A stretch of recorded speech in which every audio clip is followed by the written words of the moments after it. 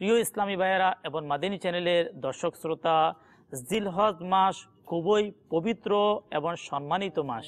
এটি ওই মাস যেই মাসে মক্কা এবং মদিনার প্রেমিকগণ আল্লাহ তাবারক ওয়া তাআলার মহান ইবাদত হজ আদায় করেন। এই পবিত্র মাসের প্রথম 10 দিনের ইবাদতের অসংখ্য ফজিলত এবং বরকত রয়েছে।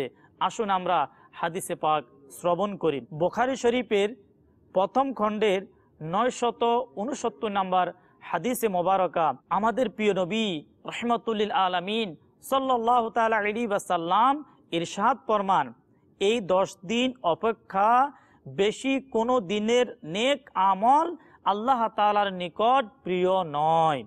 সাহাবা একরাম আলাইহিমুর রিদওয়ান আরজ করলেন, হে আল্লাহ তাআলা রসুল সাল্লাল্লাহু তাআলা আলাইহি ওয়াসাল্লাম, আল্লাহ তাআলার পথে যুদ্ধও কি নয়?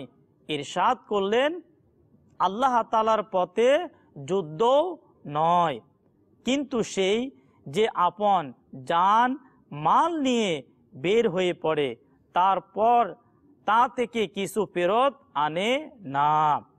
তো প্রিয় ইসলামী ভাইয়েরা এবং মাদিনী চ্যানেলের দর্শক শ্রোতা, আমরা শুনলাম এই পবিত্র মাসের প্রথম 10 দিনের ইবাদত আল্লাহ তাবারক ওয়া তাআলার কাছে কতই প্রিয়। আল্লাহ রাব্বুল আলামিন আমাদেরকে এই 10 দিন ইবাদত করার তৌফিক দান করুক। সাল্লু আলাল হাবিব সাল্লাল্লাহু তাআলা আলা মুহাম্মদ সাল্লাল্লাহু তাআলা আলাইহি ওয়াসাল্লাম।